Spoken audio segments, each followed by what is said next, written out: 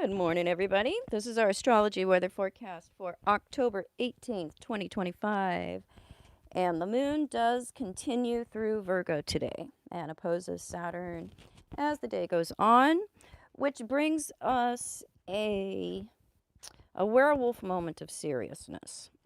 How is our internal need for safety, security, home, stability being served by what it is that we pledge ourselves to, what's external to us, what is, systemic, or the structures that we rely on? That's always that Moon Saturn opposition theme.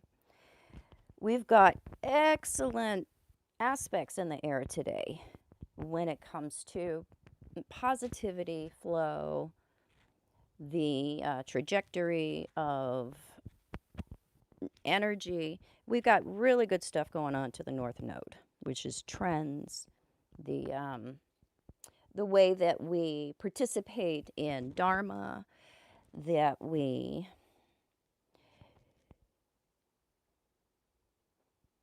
take action on our personal Dharma, what it is that is our good work to do in the time that we have. So I have a really good trine going on here from Mercury and Mars that are conjunct in Scorpio, and they are both trine to the North Node. So it brings this very positive flow, a feeling of the action, the ideas, the types of solutions that we want to come to, problem solving. It's Mercury stuff. Common communication, what happens in everyday life, solving problems. That is coming into this very energetic crescendo with Mars. And what are Mercury and Mars in that conjunction taking action on? They're in Scorpio. So it's things having to do with what is beneath the substructure, the what is needing to be transformed so there can be a better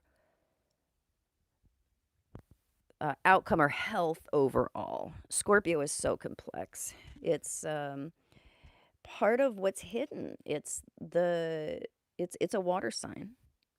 There's always complexity when we're talking about water signs. And in Scorpio, the type of water we're talking about is ice. It's solid, it's fixed, it's heavy, it has to be chipped away at. You chip away at that ice block to get to the root of something or to the middle of it. Hey, Maria.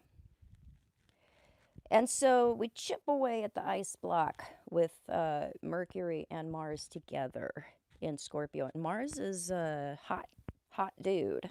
This is our passion. And it is the action of our collective mobilization of that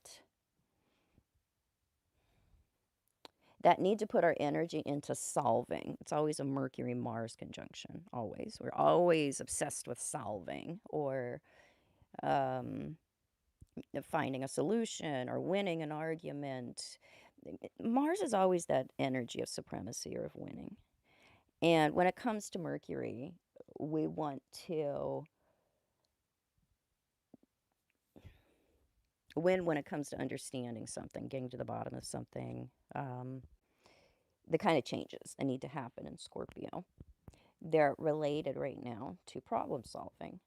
And so personally, we can make some really good leaps forward when it comes to finding better solutions to things, understanding what's what, gaining clarity about underlying motives, what can't be seen or readily known. So it's an interesting day in terms of the social activity that's going on.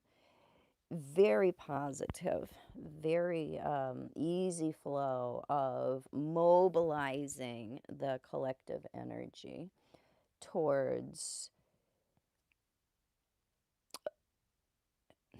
better solutions, better problem solving, better outcomes, and that's in Scorpio. Do the math.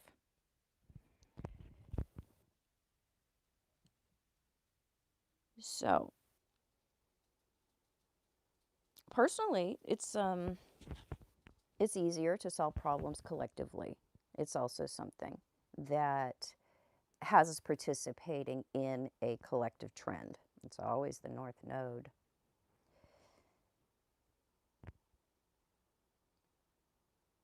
So, move forward on what's life affirming.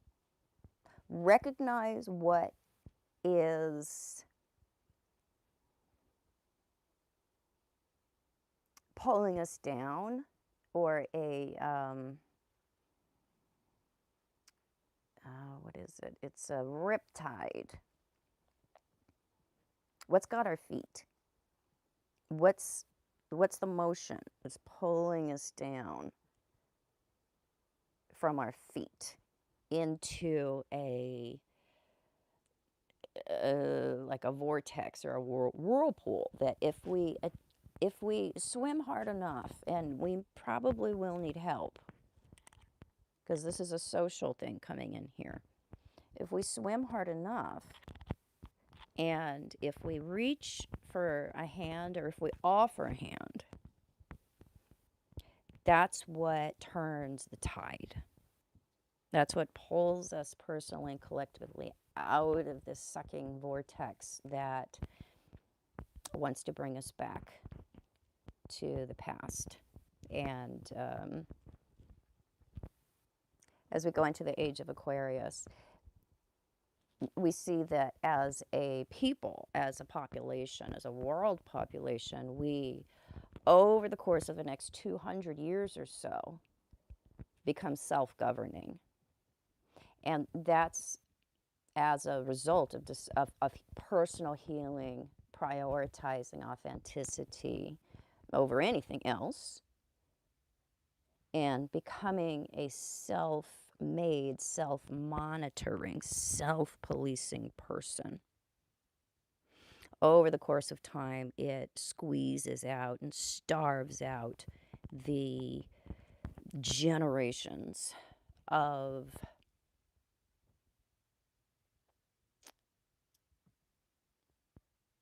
people, families, ideas, structures that can't be readily seen or known or pinpointed. It's a gradual changeover into the age of Aquarius, because we're coming out of the age of Pisces, which is the age of being run around by what is behind the scenes, what can't really be known, not obvious sources of self-undoing. It's always what's going on in the sign of Pisces, and it's about a 2,000-year plus trend that we're coming out of, and going into an age where we do have to get through some chaos. It's really the chaos of awakening.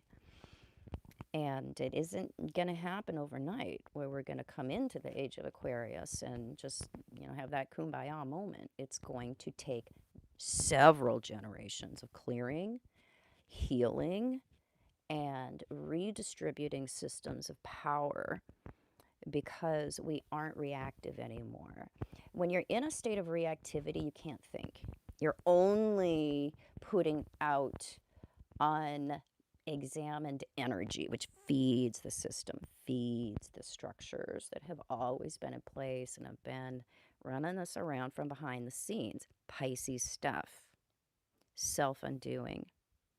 And so coming into this long period of liberation, it's like we're in the labor phase. We haven't really been born into it yet, but we're pushing. We're straining to get there, straining to get through the door. Think of it like a really heavy door that you have to push against. That's that square moment in history where we have to consciously apply energy, willpower, to getting through something that gets us into another room, another state that is more befitting of who we really truly are. Not living in shame, not living in suffering or in a false piousness that is so easily capitalized on. So it's a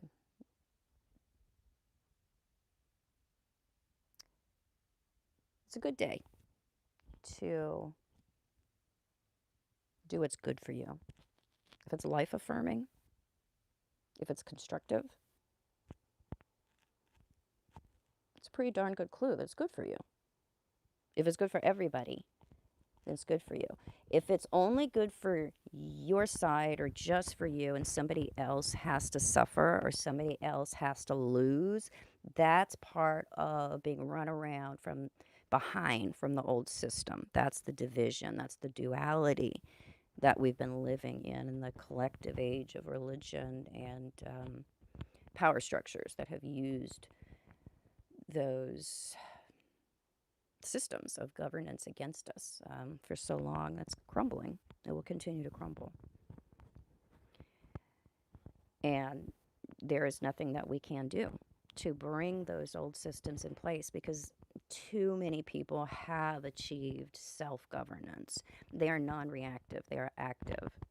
And when we do come into a large state of activity where you're not believing everything you're seeing or hearing, and that doesn't mean that you're falling into, well, there's the false idea. If I don't believe it, that's a hard one. That's a hard one to pierce through because that's part of the old shadow system is pulling the wool over your eyes and making you think that you are awake. But if it involves duality, if it involves stepping on something, if it involves inequality, that is the necessary component to being in that right frame of mind. That is the number one clue that it is not true. It's of duality, it's of division. And we can only maintain the old systems if we are in a place of division, personally and collectively. So when we come into solidarity, we come into alignment, that's when we realize, oh, okay, this idea of right and left, of have and have-nots, and class and division. I get it. That's the small problem. That's the symptom. That's the ache or the tear that I'm focusing my energy and my awareness on. When really it's a much bigger issue. It's a holistic issue. So we stop focusing on the band-aids and the temporary solutions and just trying to keep our head above water. And we claim the entire ocean.